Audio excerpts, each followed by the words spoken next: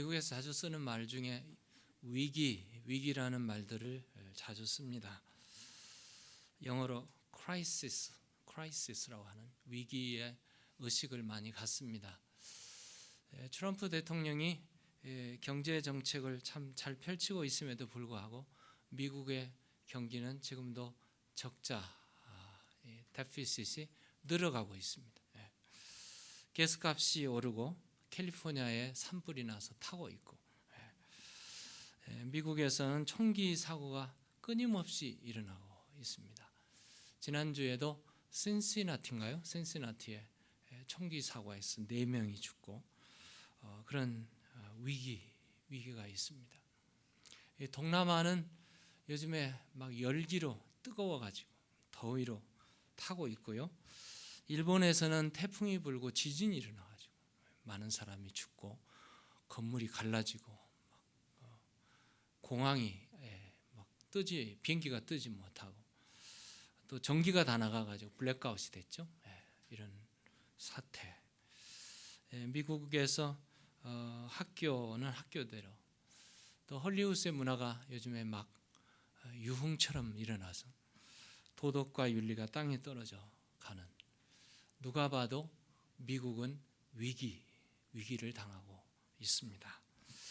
위기라는 말이 웹스터 사전에 찾아보니까 크라이시스인데, 크라이시스는 crucial time, 위험한 고비, 이걸 가리켜서 위기라, 위험한 기회 이렇게 보셔도 되겠는데요. crucial time, 그리고 또 그 다음에 설명 붙여놨는 게 turning point도 적어놨어요. 위기라는 말은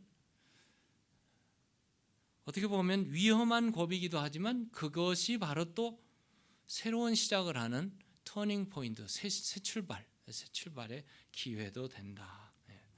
크루셜 타임인 동시에 터닝 포인트가 되는 게 위기라는 뜻입니다. 부정적으로 보면 절망의 시간입니다. 긍정적으로 보면 지금까지 왔던 모든 삶을 다 끝내고 새 출발을 시작하는 전환점을 가리키는 새로운 기회라 이렇게 보여집니다. 위기라는 말은 항상 나쁠 때 쓰는 말은 아닙니다. 좋은 때, 또 엄격히 말하면 좋은 시작을 삼아서 위기를 맞았구나, 이제부터 시작되겠구나, 이런 기대를 해보는 것도 괜찮습니다. 정치적으로 위기를 당하면 정치적인 터닝 포인트가 되겠구나. 경제적으로도 마찬가지고 사회적으로도 같은데 가장 무서운 위기는 도덕적인 위기입니다. 도덕의 위기. 도덕성이 파괴되면 사회도 국가도 다 무너지게 되어 있습니다. 도덕성이 파괴되면 가장 어려운고 가장 getting worse가 되는 게 뭐냐면은 인간성 파괴죠. 인간성이 파괴되면 어떻게 보면 총체적으로 위기를 맞이한다, 이렇게 볼 수가 있습니다. 인간성이 파괴되면 그 나라, 그 민족, 그 가정, 그 교회 희망이 없거든요. 소망이 없게 되기 때문에 그렇습니다. 레리 맥스웨인이라는 분이 Conflict Ministry in the Church라는 책을 썼습니다. 제가 한국말로 번역을 해보니까 교회 안에 갈등 사역 이렇게 번역이 할 수가 있겠어요.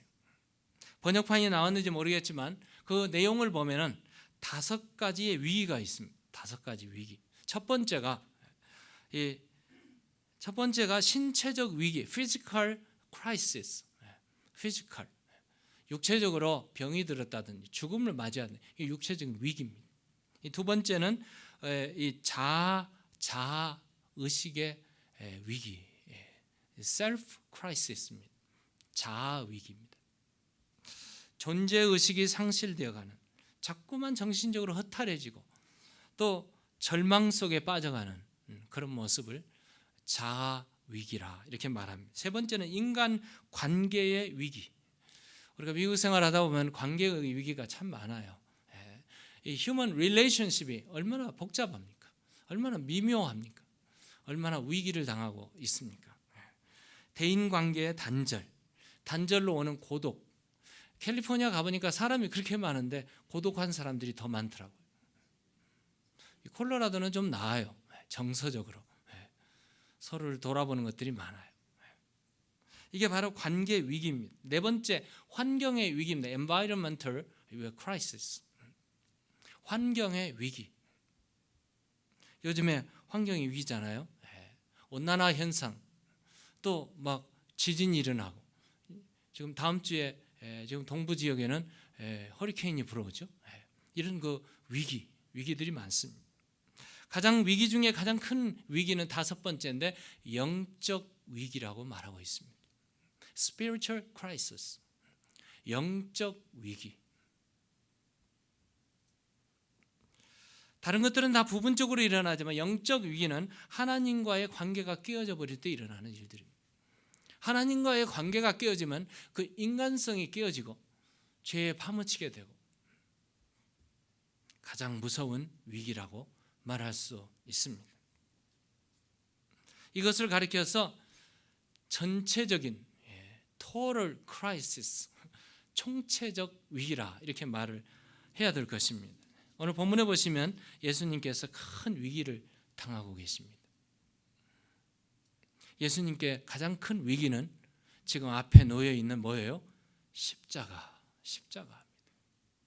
이 십자가는 아무리 봐도 예수님에게는 가장 커다란 짐이었고 위기였고 또 두려움이었을 겁니다. 정치, 경제, 사회, 문화, 종교 막론하고 그 당시 사회가 하나님 보시기에 다 부패했어요. 땅에 떨어졌습니다. 썩었고 어두웠습니다. 한마디로 얘기하면 불의가 진리를 이겼기 때문에 그렇습니다. 그 당시 팔레스타인의 모든 주위를 다 돌아봐도 정의를 구현할 수가 없는, 다시 말하면 대제사장 가야바가 예수 그리스도를 십자가에 내줬습니다. 자기 힘으로 안 되니까 빌라도의 힘을 빌려가지고 빌라도에게 고소를 하고 빌라도에게 고소장을 올리고 빌라도조차도 불러서 아무리 진상조사를 다 해봐도 죄는 없어요. 죽일 죄가 없습니다. 그럼에도 불구하고 빌라도도 어쩔 수 없이 내어주고 빌라도조차도 죄를 찾을 수 없었던 순결하신 주님, 진리이신 예수 그리스도를, 생명의 주님을 십자가에 못 박아 버렸거든요. 총체적인 위기였습니다. 팔레스타인이 위기를 당하는 그 지점에 예수 그리스도께서 그 위기 앞에 두 가지 일을 하셨어요. 두 가지 일. 하나는 제자들과 함께 기도하는 일을 하셨습니다. 두 번째는 기도 중에 하나님의 뜻을 찾는 그 기도를 하셨습니다. 제자들과 함께 기도하시면서 예수님께서 이렇게 말씀하십니다. 39절, 40절 한번 볼까요? 우리 함께 읽겠습니다. 시작. 예수께서 나가사 습관을 따라 감람산에 가시매 제자들도 따라갔더니 그곳에 이르러 그들에게 이르시되 유혹에 빠지지 않게 기도하라 하시고, 유혹에 빠지지 않게 기도하라 그렇게 말씀하셨는데, 사실 예수님의 심정이 얼마나 비통한 지금 상황입니까? 십자가를 져야 되는 피치 못하고 또 피할 수 없는 그 위기를 당하는 예수님께서 가장 고통스럽고 가장 치욕스럽고 가장 부끄럽게 가장 로마에서 가장 극형에 취하는 그 십자가를 앞에 놓고 예수님께서 기도하시는데, 오늘 본문이 시작되는 대로 예수께서 나가사 무엇을 따라서? 습관을 따라서. 아마 예수님께서 이 기도를 한두 번 한 게 아니었을 것 같아요. 그리고 기도하시는 감람산은 항상 기도의 습관이 거기에 젖어 있었어요. 여러분, 제가 성지를 가보니까 예루살렘 성전에서 감람산 그 기도하시던 곳까지는 그렇게 멀지 않아요. 골짜기 계곡이 하나 있고 그 계곡 건너면 바로 올리브 나무가 있는 감람산이더라고요. 습관을 쫓아 습관을 따라 as usual, 보통 그 하시던 대로 감람산으로 가셨습니다. 가실 때 오늘 본문에 보면 제자들이 따라갔다도 했는데 마가복음에 보면은 예수님이 제자 중에 세 명을 따로 데리고 가십니다. 따로 같이 다 갔다가 아마 감람산 어느 부분에는 따로 세 사람을 데리고 간 것 같아요. 마가복음 14장 38절에 보면은 여기 나왔네요. 33절 4절에 베드로와 야고보와 요한을 데리고 가실세.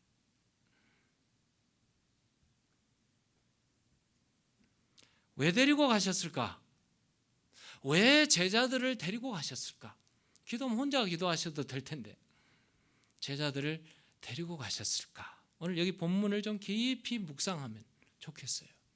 왜 예수님께서 십자가를 놓고 그 고통과 여기 보시는 대로 심히 놀라며 슬퍼하사 심히 놀라고 슬퍼하사 지금 어찌할 바를 모르는 지금 예수님의 그 상황을 예수님이 혼자 안 가시고 제자들에게 같이 가자. 왜 그랬을까? 이 땅에 오셔서 3년 동안 동고동락했던 제자들이 아닙니까? 어떻게 보면 제자들은 믿을 만한 사람들이었고 친구들이었고 좀 의지하고 싶은 예수님의 그 인성으로 보면은 의지하고 싶었지 않겠어요? 친구가 아니겠습니까? 좀 더 마음의 위로를 받고 싶고 좀 더 기도로 밀어주고 받고 하면 그런 좀 좋은 시간을 갖기를 원하셨던 것 같아요.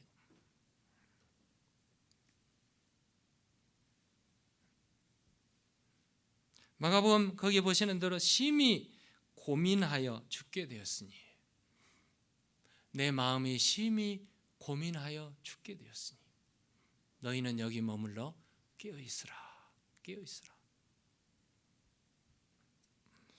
사람이신 예수님, 인성을 가지신 예수님, 좀 더 위로도 받고 싶었고 좀 더 힘을 같이 나누고 싶었고 좀 더 그 십자가의 고민을 함께 고민하면서 기도하면서 승리하기를 원하셨던 주님, 그 주님께서 제자들에게 시험에 들지 않게 유혹에 빠지지 않게 기도하라고 부탁했습니다.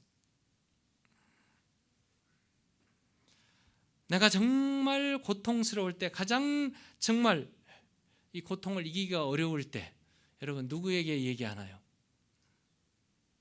부모에게 얘기하나요? 아니면 자식들에게 얘기하나요? 아마 친구들일 것입니다. 친구에게.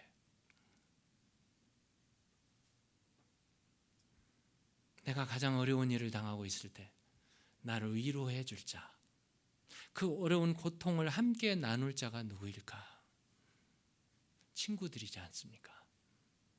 아마 예수님께서 그래서 친구들을 데리고 가신 것 같아요.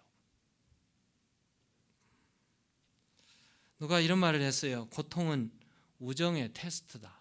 고통은 우정의 테스트다. 그뿐인가 아니고 영국 격언에 보니까 좋은 일은 친구를 만들지만 역경은 친구를 시험한다. 좋은 일은 친구들이 많이 늘어나요. 근데 정말 어려운 일 당하면 정말 가까운 친구만 남습니다. 진짜 친구만 남아요. 철학자 키얼케고르는 이런 말을 했어요. 고난을 만나야 진정한 친구들을 우리는 알아본다. 고난을 당해봐야 진정한 친구가 누구인지 알아본다. We must find true friends when we meet suffering. 우리가 정말 고통스러운 그때에 정말 진실한 친구가 누구인지를 알아본다. 유명한 과학자였던 퀴리 부인은 이런 말을 했어요. 역경에 처할 때 우리들은 진정한 친구들의 숫자를 세어볼 수 있다. 정말 어려움 당해야 내 친구, 정말 다 친구다운 친구가 몇 명인가 카운트할 수 있다는. 친구가 많은 것 같지만 실질적으로 내가 고통을 당하고 고난을 당할 때 친구들이 다 떠나더라고요. 진실한 친구들이 아니죠. 잠언서 17장 17절에 보면 친구는 사랑이 끊어지지 아니하고 형제는 위급한 때에 위하여 낳느니라. 정말 내가 위기를 당할 때, 고난을 당할 때 친구 옆에 있어주는 친구, 옆에 있어주는 형제, 이게 바로 형제입니다.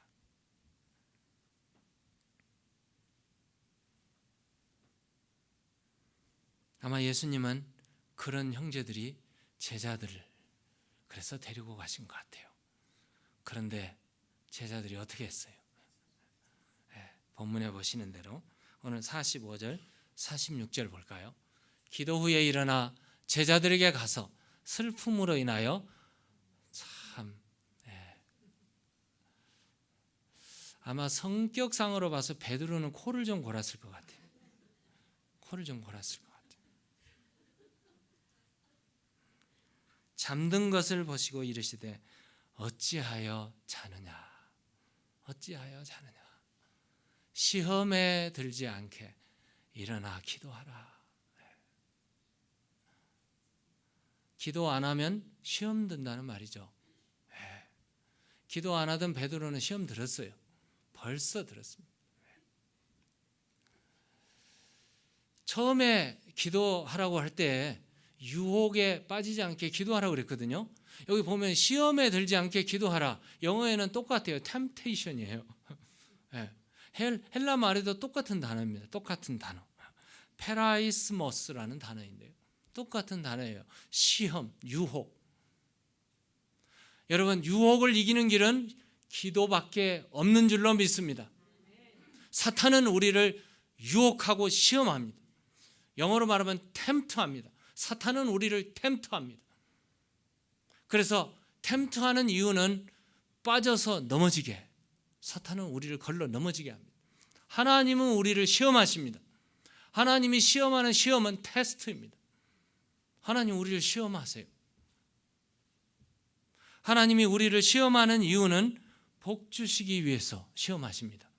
사탄이 우리를 시험하는 템팅은 우리를 걸러 넘어지게 하기 위해서 시험합니다. 그러면 하나님이 시험하는 시험에는 순종하면 됩니다. 사탄이 시험하는 시험에는 기도하면 살아납니다. 아멘 하셔야지. 이럴 때는 참 정말 아멘 할 때 아멘을 못 하시더라고. 사탄이 시험할 때 이길 수 있는 유일한 길 하나밖에 없어요. 예수님 말씀하시잖아요. 유혹에 시험에 빠지지 않게 일어나 기도하라. 기도하라.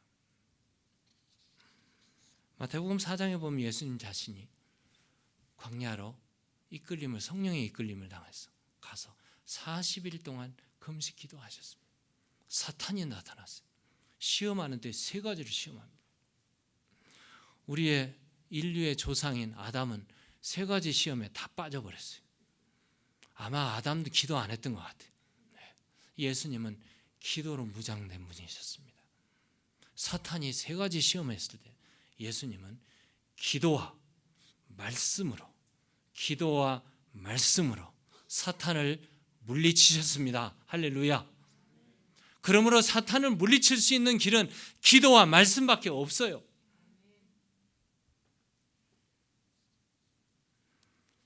우리가 인생을 홀로 걸어가기에는 너무나 버겁습니다. 너무나 고독합니다. 기도가 짧으면, 시간이 없으면 기도의 동역자가 필요합니다. 어때요? 교회 온 성도들이 다 친구일 수는 없습니다. 그런데 나에게 기도의 친구가 있는 거 복 받으신 사실을 인정하시기 바랍니다. 여러분, 기도의 동역자가 없다는 것처럼 외로운 인생 없습니다. 교회에 적어도 내가 어려움 당할 때, 이 고난을 당할 때, 이 기도 제목이 있을 때 함께 기도해 줄 수 있는 그 기도의 친구 만드시기 바랍니다. 없으면 내가 되면 됩니다. 내가 기도의 친구가 되면 돼요. 금요 예배에 나와서 기도하고, 오늘 새벽 기도가 계속 있잖아요. 새벽에 나와서 기도하고, 누구를 위해서 기도하는 그 복 받은 사람, 아니 내가 기도하고 기도받고 기도의 동력자가 있으시기를 주의 이름으로 축원합니다. 기도하면 하나님의 뜻을 알 수 있습니다. 기도하지 않은 사람 하나님의 뜻 모릅니다. 기도하지 않은 사람 이러니 저러니 얘기할 자격이 없어요. 기도해야 어떤 상황이 일어나는가. 여러분, 친구들이 와서 위기를 만날 때 같이 있어주는 거 참 위로가 돼요. 위로가 되죠?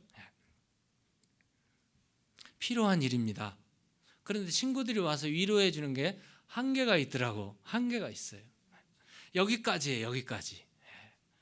참 도움도 되고 조금 좋아요. 같이 있고 싶고. 그런데 그 한계가 거기까지예요. 거기까지입니다.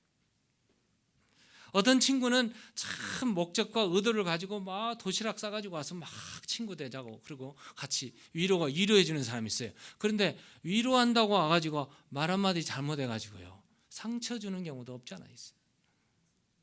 그 성경적인 대표적인 예가 욥의 친구들이에요. 욥의 친구. 도움이 안 돼요. 제발 그러지 말아야 돼요. 오늘 본문에 보시면 예수님은 친구들의 초대했지만 친구들이 도움이 안 됐습니다. 오히려 예수님 방해된 것 같아요. 잠을 자고 있는 친구들. 그렇다고 예수님이 기도를 포기했는가? 아닙니다. 오늘 본문 41절을 보시면 이렇게 그들을 떠나 돌 던질 만큼 가서, 아마 함께 기도하다 예수님도 졸릴 것 같아서 아마 제자들을 뒤로 놓고 돌 던질 만큼 저 멀리 기도가 들릴까 말까, 코 고는 소리가 들릴까 말까 할 정도로 먼 거리에 갔어. 예수님이 무릎 꿇고 기도하셨다. 무릎 꿇고 기도하셨다. 포기하지 않으시는 예수님. 하나님 앞에 무릎 꿇고 기도하면 하나님의 임재를 갖게 됩니다. 여러분, 새벽제단에 나와서 기도하고 무릎 꿇으면 하나님의 임재를 경험할 줄로 믿습니다. Intimacy of God, 하나님과의 친밀한 관계가 형성됩니다. 기도하는 자에게 하나님이 함께 하시거든요. 기도하면 하나님이 거기 계세요. 그리고 하나님의 뜻을 보여주십니다.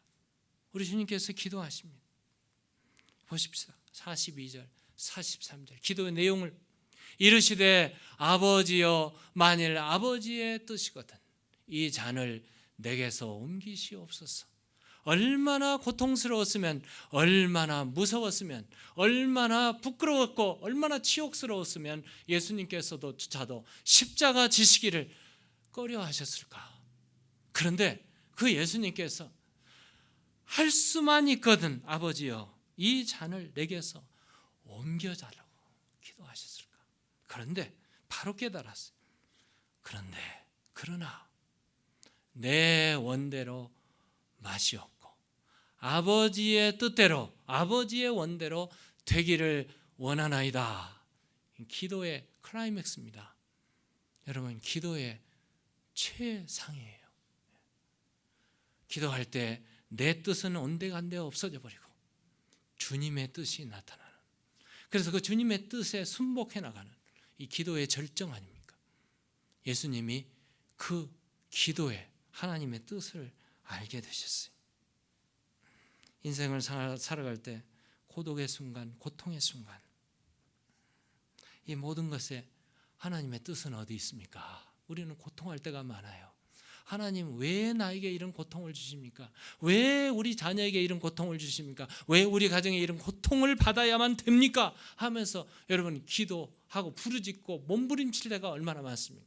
그런데 이 몸부림이 하나님의 뜻을 발견하게 되면 어떻게 될까요? 하나님의 뜻을 알게 되면 어떻게 될까요? 더 이상 고통이 아닐 줄로 믿습니다. 더 이상 고통이 안 돼요. 하나님의 뜻이겠어요. 내 이 고통의 모든 마지막 최후의 순간에는 하나님이 이렇게 하기 위해서 그것을 알게 된다면 고통이 아니죠. 여러분, 내 몸 안에 혹이 있어요. 튜머가 있습니다. 암이 될지도 몰라요. 그런데 의사가 그 튜머를 잠깐 째가지고 수술해서 떼내면 됩니다 라는 이런 해답을 얻게 되면 수술이 고통스러울까요? 기쁠까요? 고통스럽죠. 몸을 째니까 아프잖아요. 그런데도 불구하고 고통스럽지 않습니다. 왜요? 나쁜 것을 꺼내고 나을 수 있다는 희망이 있기 때문에, 소망이 있기 때문에. 그렇지 않습니까? 내 이 고통의 과정을 지나, 이 고통에는 하나님의 의미가 있고 뜻이 있고 하나님의 계획이 있다는 사실을 알게 된다면 내 이 당하는 고통은 더 이상 고통이 아닙니다. 오히려 기쁨이고, 오히려 견딜 수 있는 힘이, 능력이 기도 가운데 나타나게 됩니다. 예수님이 내 뜻대로 마시고 아버지의 뜻대로 되기를 원합니다. 내가 이 세상에 올 때도 이것을 위해서 왔고, 이 십자가를 져야만이 죄인이 하나님의 자녀가 되고 모든 인류의 죄가 다 씻김을 당하고 죄인이 의인이 되고 하나님의 자녀가 되고 지옥에서 천국으로 옮겨지는 이런 놀라운 역사가 일어나는 십자가, 하나님이 나를 이곳에 보내셨고 하나님의 뜻이 이루어져야만이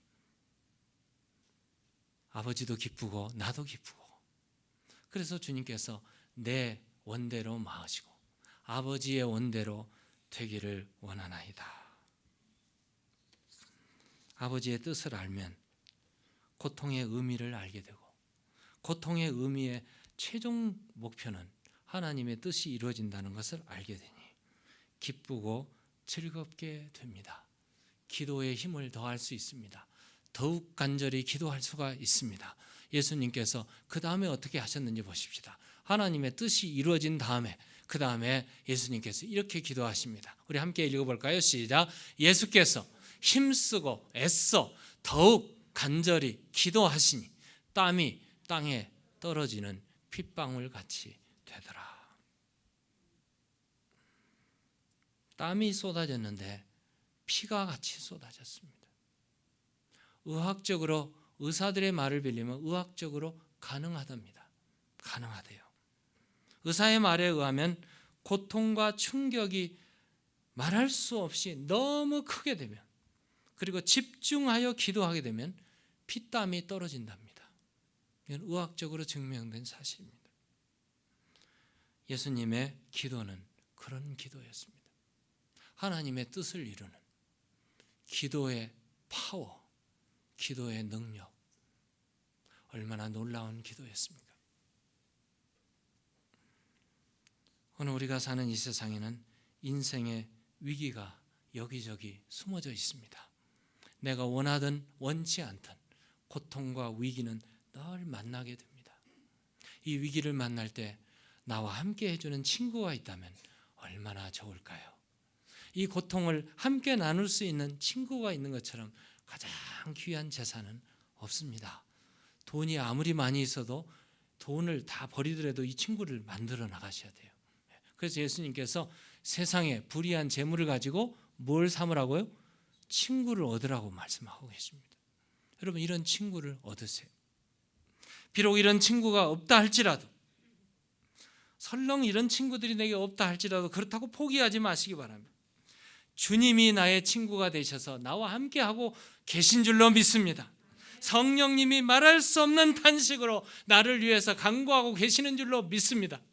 우리가 예수의 이름으로 하나님 앞에 나가서 기도하면 우리의 기도를 들으시고 내가 상상할 수 없는, 내가 생각하고 계획하지 않는 그 어떤 부분에 하나님의 능력이 나타나고 하나님께서 우리의 길을 열어주시고 축복해 주실 줄로 믿습니다.